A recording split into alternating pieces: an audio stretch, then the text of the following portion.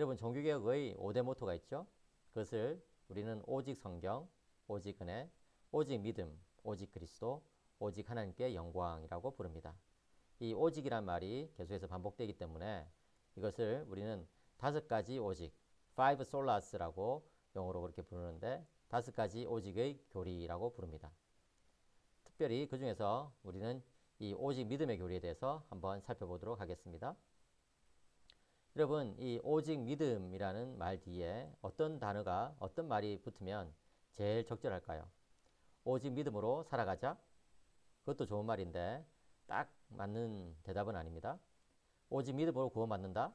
예, 그것도 아주 정답에 가깝지만 제가 원하는 대답은 아닙니다. 이 오직 믿음 뒤에 제일 적절하게 붙는 말은 오직 믿음으로 의롭다고 여김을 받는다는 것입니다. 예, 이것을 우리는 이신칭의 교리라고 그렇게 부르죠. 한자어로 믿음으로써 의롭다고 일컬어진다. 예, 의롭다고 불린다. 의롭다함을 받는다. 이런 뜻입니다. 이것을 좀 더 줄여서 칭의론이라고 부르는데요. 여러분, 이 종교학자 마틴 루터를 여러분들 다 아실 것입니다. 이 종교학자 마틴 루터는요, 이신칭의론이 너무나 중요하기 때문에 이 칭의론은 교회와 모든 신앙의 태양 자체이며 낮이며 빛이 된다. 이렇게 말을 했습니다. 왜냐하면 이 이신칭의 교리가 서면 교회가 서고 그것이 넘어지면 교회도 넘어지기 때문에 그런 것이죠. 그렇다면 도대체 이 이신칭의 교리가 어떤 의미를 가지고 있길래 이 교리가 그렇게 중요할까요? 저는 이 교리가 성경적으로 어떤 의미를 가지고 있는지, 그리고 또 종교개혁자들은 이 교리에 대해서 어떤 설명을 했는지 여러분들과 함께 나누고자 합니다. 이신칭의론의 첫 번째 의미는요, 구원이란 것은 오직 하나님의 은혜로 그리고 오직 믿음으로 받는다는 사실입니다. 여러분, 구원을 은혜로 받을까요? 아니면 믿음으로 받을까요? 아니면 둘 다 다일까요? 예, 역시 둘 다 다겠죠, 그죠? 우리는 구원을 하나님의 은혜로 받지만 또 동시에 믿음으로 받는다고 볼 수가 있습니다. 그런데 여러분, 이 둘 중에 무엇이 더 먼저냐 하는 것이 중요합니다. 여러분, 제가 한 가지 비유를 한번 들어보겠습니다. 제가 수영을 아주 잘합니다. 예. 안 믿으시는 분들이 있는 것 같은데 믿어주시기 바랍니다. 예, 오직 믿음. 제가 수영을 아주 잘하는데요. 한 번은 저기 그 해운대 바닷가에 갔다가 어떤 사람이 물에 빠졌다는 것을 이제 제가 보고 이제 그 줄을 가지고 가가지고 수영해가지고 그 사람에게 줄을 던져줘가지고 그 사람이 이제 그 줄을 잡고 나왔다고 한번 상상해 보시기 바랍니다. 예, 실제로 있었던 일이 아니고 그런 일이 있었다고 상상해 보시기 바랍니다. 그랬을 때 여러분, 제가 그 사람에게 줄을 딱 던져주고 그 사람이 줄을 딱 잡아가지고 그 사람이 물에서부터 건짐을 받았는데요. 이 건짐을 받은 이유를 우리가 생각해 볼 때에 제가 이 밧줄을 던져 주었기 때문에 그 사람이 물에서 빠져나올 수 있었습니까? 아니면 그 사람이 밧줄을 잡았기 때문에 물에서 빠져나올 수 있었습니까? 아니면 그 둘 다가 다 있었기 때문에 그 사람이 그 물에서 빠져나올 수 있었습니까? 예, 역시 둘 다가 다 있었기 때문에 그 사람이 물에서 건짐을 받았다고 볼 수 있죠, 그죠? 네. 그런데 여기서 무엇이 먼저냐 하는 것을 제가 한번 질문을 해보겠습니다. 제가 밧줄을 던져준 것이 먼저일까요? 아니면은 그 사람이 밧줄을 잡은 것이 먼저일까요? 예, 너무나 쉽죠, 여러분. 예, 제가 밧줄을 던져준 것이 먼저입니다. 그 사람이 아무리 잡으려고 해도 제가 밧줄을 던져주지 않았으면 그 사람은 그것을 잡을 수가 없을 것이기 때문에 그런 것이죠.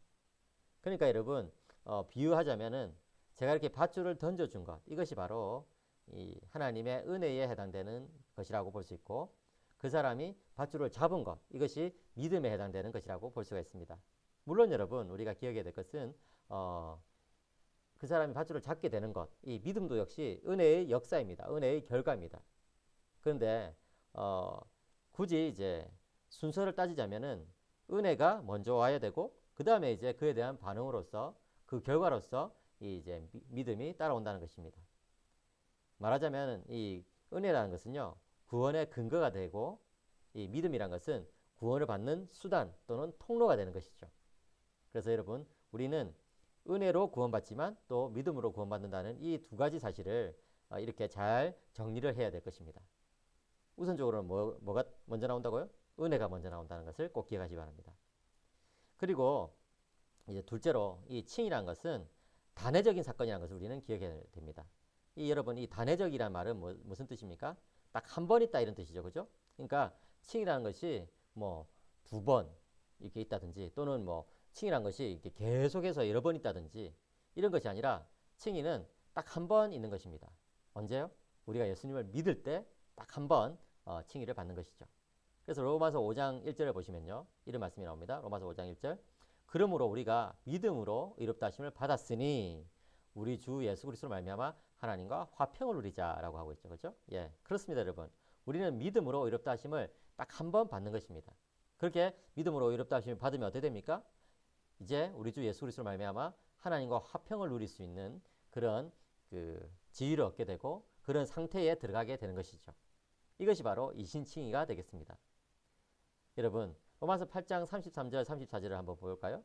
누가 능히 하나님께서 택하신 자들을 고발하리요 의롭다 하신 이는 하나님이시니 누가 정죄하리요 죽으실 뿐 아니라 다시 살아나신 이는 그리스도 예수시니 그는 하나님 우편에 계신 자요 우리를 위하여 간구하시는 자신이라. 그렇죠. 여기서도 역시 마찬가지로 의롭다 하신 이는 하나님이시라고 말하고 있습니다. 이 하나님께서 우리를 의롭다고 하시면 더 이상 누가 정죄할 사람이 있습니까? 정죄할 그런 존재가 있습니까? 사탄이 우리를 정죄할 수 있습니까? 없는 것이죠. 예, 34절에 바로 그것을 말하고 있습니다. 누가 정죄하리요? 대답은 정죄할 자가 없다는 것이죠. 왜? 죽으실 뿐 아니라 다시 살아나신 이는 예수 그리스도시고 그분이 하나님 보좌 우편에서 우리를 위해서 간구하시기 때문에 한 번 받은 구원은 절대로 취소될 수 없다는 것입니다. 이 사실을 여러분들이 잘 기억해야 됩니다. 예, 왜 제가 이것을 강조하느냐? 어떤 사람들은 이 칭의를 두 번 일어난다 이렇게 이야기를 합니다. 현재 우리가 믿음으로 칭의를 받지만 그 확정은 칭의가 결정되는 것은 최종 심판대에서 최종적으로 결정되기 때문에 지금 우리가 현재 받은 이 칭의는 미완성이다. 예, 뭐 이렇게 말하는 사람이 있어요. 불완전하다 이렇게 말하는 사람이 있습니다. 그런데 그것은 아니에요. 성경적인 가르침이 아니에요. 이 로마서 5장 1절 그 다음에 8장 33절 34절은 칭의는 딱 한 번 우리가 예수님 믿을 때 주어지는 것이고 또 그것은 앞으로 계속해서 이어지고 그 효력이 나타난다 이렇게 이야기를 하고 있지 않습니까? 그러니까 여러분들이 이 칭의가 이 단회적 사건이라는 것 딱 한 번 있는 하나님의 은혜라는 것을 여러분들이 기억하셔야 됩니다. 네, 우리가 예수님 믿을 때 우리는 의롭다함을 받는 것이죠. 그리고 셋째로 우리가 기억해야 될 것은 칭의와 성화는 서로 구분되지만 또 연결된다는 거예요. 여러분 칭의와 성화는 다릅니다. 또 어떤 사람들은 칭의는 곧 성화다 이렇게 말하는 사람이 있습니다.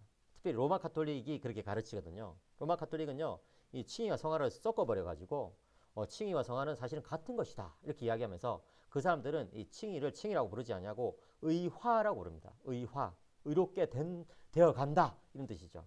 예. 근데 칭의라는 것은 우리가 예수님을 믿을 때에 비록 우리는 죄인이지만 예수 그리스도의 공로로 인해서 예수 그리스도의 그 십자가의 능력으로 인해서 우리가 의롭다함을 벌써 받는다는 것이거든요. 예. 의롭다고 여김을 받는 것이고 예수 그리스도의 의를 덧입는 것이고 전가받는 것이거든요. 예. 그렇기 때문에 이 성화와는 구분되는 거예요. 성화는 뭡니까? 이렇게 의롭다함을 받은 사람이 거룩한 삶을 실제로 살아가는 것을 우리는 성화라고 합니다. 예. 거룩하게 되어 간다는 뜻이죠. 그죠? 그렇기 때문에 칭의와 성화는 절대로 섞어서는 안 돼요. 예. 절대로 같다고 봐서는 안 됩니다. 어떤 사람들은요, 칭의와 성화가 서로 같다 이렇게 이야기하는 사람들이 있는데 그것은 성경적인 가르침이 아니에요. 예. 칭의와 성화는 구분됩니다. 그런데 연결된다는 것이 굉장히 중요하죠. 뭡니까? 칭의의 은혜가 주어지면 반드시 성화의 은혜가 따라온다는 것이죠. 예. 이 사실을 여러분들이 꼭 기억하시기 바랍니다. 루터는요, 이런 말을 남겼습니다. 칭의받은 신자는 선한 일을 해야 하는지 아닌지를 묻지 아니하고 그 일을 이미 해버린다는 거예요. 예, 멋진 말이죠. 무슨 말입니까? 칭의받은 사람은 당연히 거룩한 삶을 살게 되어 있다는 것입니다. 하나님으로부터 의롭다함을 받았으니 그 지위에 맞게 그 명칭에 맞게 살아가게 되어 있다는 것이죠. 그래서 여러분 우리의 신앙이란 것은 단지 이 지식적인 것이 아니라 우리 삶과 굉장히 긴밀한 연관을 가진다는 것을 기억해야 합니다. 그래서 종교개혁자 또 존 칼빈은 이렇게 말했습니다. 복음은 혀의 교리가 아니라 바로 삶의 교리다. 예. 존 칼빈이 쓴 기독교 강요라는 책이 있는데요. 그 책에 이런 멋진 말이 있습니다. 복음은 혀의 교리가 아니라 바로 삶의 교리다. 너무나 맞는 말이 아닐 수가 없습니다. 그렇습니다, 여러분. 우리는요, 이 복음이라는 것을 단지 이 혀의 문제로 생각해서는 안 됩니다. 단지 말의 문제로, 이 머리의 문제로, 생각의 문제로 생각해서는 안 됩니다. 예, 뭡니까? 복음은 반드시 삶과 연결되게 돼 있다는 것이죠. 우리가 예수님을 믿으면 그에 걸맞는 성화의 삶이 거기서부터 나오게 되어 있다는 것입니다. 여러분, 교리를 배운다는 것은요, 너무나 중요합니다. 여러분들이 야, 이렇게 뭐 좀 딱딱한 그런 교리를 배우는 것이 왜 중요하냐 이렇게 생각하는 분들이 있을지도 모르겠습니다. 그러나 아구스티누스는 이 5세기에 살았던 기독교의 위대한 신학자인데요. 그는 하나님에 대해서 제대로 믿지 않으면 악하게 살게 된다 이런 말을 남겼습니다. 그래요, 여러분. 우리가 하나님을 믿더라도 아주 제대로 믿어야 되는 것이죠. 그래서 여러분들 모두가 정말 이 올바른 교리가 무엇인지를 분명히 알고 나가는 분들이 되시기를 축복합니다. 또 이제 넷째로 생각해야 될 것은 믿음으로 의롭게 된 사람은요, 반드시 최종 심판 때에서도 구원을 받는다는 사실입니다. 예, 여러분, 요즘 들어가지고 또 어떤 사람들은요, 우리가 지금 믿음으로 의롭게 되었지만 이 구원의 확정은 저기 최종 심판 때에서 확정될 것이고, 우리가 지금 예수님을 믿는다 하더라도 이 최종 심판 때에서 얼마든지 구원에서부터 탈락할 수 있다. 예, 이렇게 주장하는 사람들이 있는데 그렇지 않아요. 여러분, 물론 최종 심판이 있습니다. 히브리서 9장 27절에서 뭐라고 말씀합니까? 한 번 죽는 것은 사람에게 정해진 것이요, 그 후에는 심판이 있으리니 이렇게 말하고 있지 않습니까? 그렇습니다, 여러분. 우리 모든 사람들은 언젠가는 죽게 되어 있어요. 예, 누구나 다 죽게 되어 있죠, 그렇죠? 예, 이 세상을 뭐 천년 만년 살 것처럼 그렇게 생각하고 우리는 살면 안 됩니다. 언젠가는 나의 인생이 끝난다. 이것을 기억해야 되는 것이죠, 그렇죠? 예. 그런데 그 이후에는 반드시 심판이 있어요. 이 심판이라는 것은 뭡니까? 하나님께서 우리의 삶에 대해서 물어보시는 것이죠. 예, 점검하시는 것이죠. 말씀에 따라서 살았는지 아닌지를 체크하는 것이죠. 그죠? 예, 그거예요. 이 심판은요, 불신자들뿐만 아니라 신자들도 받게 됩니다. 예, 사도 바울도 그렇게 말하고 있잖아요. 우리가 다 하나님 앞에서 이 선악간에 직구할 것이다. 그렇게 이야기를 하고 있거든요. 그러니까 이 불신자들뿐만 아니라 신자들도 최종 심판대 앞에 선다고요. 그런데 여러분, 이 신자들은 최종 심판대 앞에 섰을 때에 두려워할 필요가 없습니다. 왜 그런가요? 우리가 이미 예수를 믿고 의롭다함을 받았기 때문에 그런 것입니다. 로마서 5장 9절 보시면, 그러면 이제 우리가 그의 피로 말미암아 의롭다 하심을 받았으니 더욱 그로 말미암아 진노하심에서 구원을 받을 것이니 라고 하지 않습니까? 여기서 이제 지금 말이에요. 이 땅에서 우리가 그의 피로 말미암아, 다시 말해서 예수님의 피로 말미암아 의롭다 하심을 받았죠. 그렇죠. 우리가 예수님을 믿음으로 말미암아 의롭다 하심을 받았다고요. 그런데 그렇게 받은 사람은 어떻게 됩니까? 더욱 그로 말미암아 진노하심에서 구원을 받는다. 여기서 이 진노하심이란 것은 사도 바울이 하나님의 이 최종 심판 때를 부를 때 그 이제 진노하심이라고 부르거든요. 그때 하나님의 진노가 나타나기 때문에 그런 것이죠, 그렇죠? 예, 이 그 하나님 믿지 않는 많은 사람들에게 하나님의 진노가 나타나거든요. 그러니까 사도 바울은 그 최종 심판을 진노하심이라고 부른단 말이죠. 그런데 뭐라고 말합니까? 우리가 이미 의롭다 하심을 받았기 때문에 그 최종 심판 때에서도 구원을 받는다 안 받는다? 구원을 받는다라고 사도 바울이 이야기하고 있습니다. 그러니까 여러분, 이 로마서 5장 9절의 말씀을 여러분들이 잘 기억해야 돼요. 예. 이 로마서 5장 9절의 말씀을 우리가 잊어버리면요, 내가 지금 여기서 예수를 믿고 의롭다 하심을 받았지만 저기 최종 심판 때에서는 또 불안할지도 몰라. 거기서는 또 구원에서 탈락할지도 몰라. 이렇게 생각할 수 있는데요, 그게 아니라는 거예요, 여러분. 로마서 5장 9절의 말씀을 여러분들이 늘 마음속에 새기시기 바랍니다. 꼭 기억하세요. 믿음으로 이롭게 된 사람은 반드시 최종 심판에서도 구원을 받는다는 사실, 예, 기억하시기 바랍니다.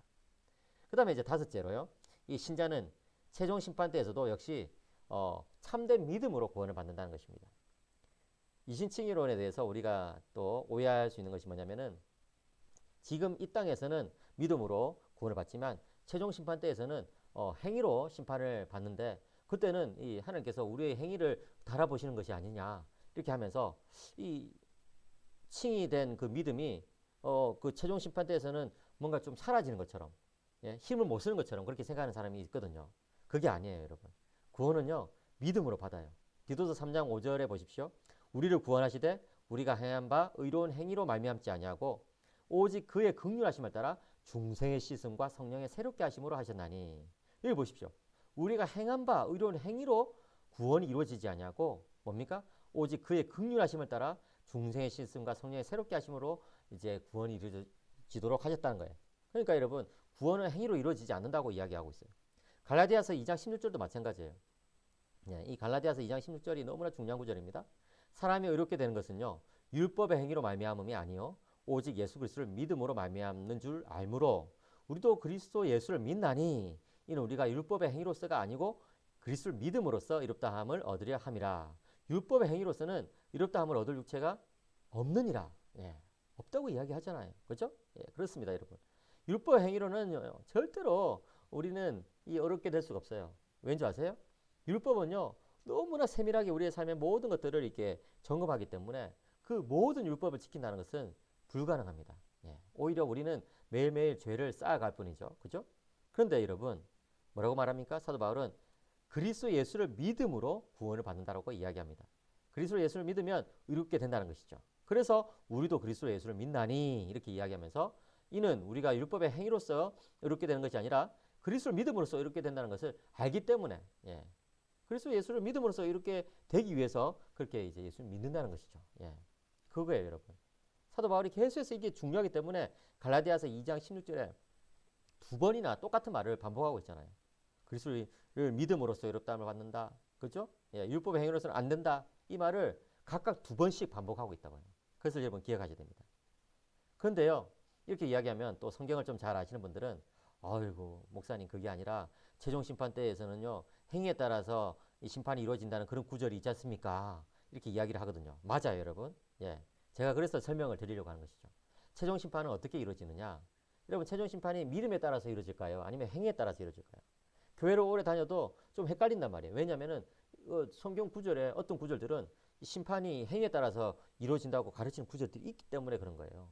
베드로전서 1장 17절 보시면 이 외모로 보시지 않고 각 사람의 행위대로 심판하시는 이를 너희가 아버지라 부른즉 너희가 나그네로 있을 때 두려움을 지내라 하면서 뭐라고 말씀하십니까? 각 사람의 행위대로 심판하시는 하나님, 그죠? 예, 이렇게 표현한다고요. 그 다음에 로마서 2장 6절에도 하나님께서 각 사람에게 그 행한 대로 보응하신다. 행한 대로 심판을 하신다. 이렇게 이야기하고 있어요. 맞아요, 여러분. 하나님은요, 행한 대로 심판을 하십니다. 그러면 어떻게 우리는 구원을 받겠느냐 할 때에 제가 한번 여러분들에게 좀 이해하기 쉽게 그걸 좀 풀어보겠습니다. 최종 심판 때에서요. 여러분 한번 상상해 보세요. 최종 심판 때에서 하나님께서 이제 기만무게를 다 부르셨단 말이에요. 만약에 그 사람이 불신자라고 한다면은 하나님께서 야 너는 나의 거룩한 그 뜻에 따라서 살았느냐 율법에 따라서 살았느냐 이렇게 물었을 때 그 사람은 저는 그렇게 살지 못했습니다 이렇게 말할 수밖에 없겠고 그렇게 되면은 결국 심판받아 가지고 지옥에 가게 되겠죠. 그죠? 예, 어쩔 수 없는 거예요. 믿음이 없으니까. 그런데 이제 또 다른 이제 기만무게 이제 시가 나타나 가지고 이제 하나님 앞에 딱 섰단 말이에요. 그래서 이제 하나님께서 야 내가 너를 구원해 줘야 되는 이유가 뭐냐 이렇게 물으실 때에 하나님 저는 예수님을 믿습니다. 그렇기 때문에 저는 하나님 앞에서 이렇게 구원받을 수 있습니다. 이렇게 말하는 것이죠. 그죠? 예. 그럴 때에 그러면은 하나님께서 이제 좋다 하고 마는 것이 아니라 한 번 더 질문을 하실 거예요. 뭡니까? 너의 믿음이 참된 믿음이란 것을 내가 어떻게 알겠느냐라고 이제 물으실 때에 이 기마무게의 집사님이 이렇게 대답을 해야 되는 것이죠. 하나님, 저는 비록 부족하지만 예수님을 믿는 그 믿음 아래에서 이렇게 부족하지만 이렇게 선행들을 행하였습니다. 이 믿음의 열매들을 이렇게 맺었습니다. 라고 말하게 되는 것이죠. 그럴 때에 하나님께서 그렇구나. 너의 믿음이 정말 참된 믿음이구나. 살아있는 믿음이구나. 라고 하나님께서 말씀해 주신다는 것이죠. 그러니까 여러분 최종 심판은요. 믿음에 따라서 이루어지는 것이 맞아요. 예, 믿음에 따라서 예수님을 믿으면 최종 심판 때에서도 구원받고 예수님을 안 믿으면 최종 심판 때에서 구원을 받지 못하는 것이죠. 근데 여러분 예수님을 믿는 사람이 자신의 믿음이 참되다는 것을 어떻게 증명을 하겠느냐 하는 거예요. 어떻게 보여주겠느냐 하는 거예요. 그것이 뭡니까? 그것이 바로 이 선행의 열매가 되겠습니다. 예, 바로 이 선한 행위가 되겠습니다. 그러니까 여러분 우리의 행위는요. 하나님 앞에서는 그 자체로 구원을 가져주는 것이 아니에요. 오직 믿음으로 구원을 받는 것이죠. 다시 말해서 공로나 구원의 근거가 될 수 없다는 거예요. 행위가. 그런데 이 우리의 행위는요. 하나님 앞에서 우리의 믿음이 가짜가 아니라 진짜라는 사실을 보여주는 징표, 표시가 되겠습니다. 예. 그래서 제가 방금 말씀드렸던 이 심판의 그 이야기는 제가 이제 한번 이야기 쉽게 지어낸 이야기인데요. 물론 하나님께서는요. 우리를 보자마자 우리의 믿음이 진짜 믿음인지 가짜 믿음인지 분명히 다 아시죠. 그죠? 그렇지만 그것을 이제 여러분들 이해하기 쉽게 좀 하나님께서 이렇게 두 번의 질문을 하시는 것으로 제가 한번 풀어보았는데요. 좀 이해가 잘 되시면 좋겠어요. 다시 한번 제가 여쭤보겠습니다. 여러분, 우리는 이 땅에서 믿음으로 구원받아요? 아니면 행위로 구원받아요? 예, 믿음으로 구원받습니다. 그렇게 믿음으로 구원받은 우리들이 최종 심판 때 섰을 때에 하나님 앞에서 믿음으로 구원받아요? 아니면 행위로 구원받아요? 예, 믿음으로 구원받습니다. 그러면 행위는 뭐냐 했을 때 행위는 우리의 믿음이 참된 믿음이라는 것을 보여주는 징표, 표시, 믿음의 결과, 믿음의 열매가 되겠다 하는 것입니다. 바로 이 사실을 여러분들이 헷갈리면 안 돼요. 이게 헷갈리기 때문에 어떤 사람들은 막 굉장히 불안한 것이죠. 나의 행위가 이렇게 부족하고 나 선행이 이렇게 부족한데 어떻게 하나. 근데 여러분, 루터가 말한 것처럼 행위의 많고 적음이 아니라 그 행위가 정말 참된 믿음에서 나왔느냐 아니냐 하는 것이 중요한 거예요. 사과나무에 사과가 하나만 열려도 사과나무이고 100개가 열려도 사과나무인 것처럼 참된 믿음을 가진 사람은요, 분명히 참된 믿음에 따른 열매를 맺게 돼 있거든요. 그러면 여러분, 그 참된 믿음이 그 열매가 없으면 어떻게 됩니까? 참된 믿음에 그런 열매가 없으면 그것은 참된 믿음이 아니라 야고보 사도가 말한 것처럼 그것은 가짜 믿음이고 죽은 믿음이 되는 것이죠. 그래서 이 열매 많고 적음에 따라서 우리가 우리 자신의 어떤 그 구원 여부를 결정해서는 안 되고 정말 참된 믿음이 있느냐, 그리고 참된 믿음에 따라서 나오는 그런 신앙의 열매들이 있느냐, 그것을 한번 점검해 봐야 된다는 것입니다.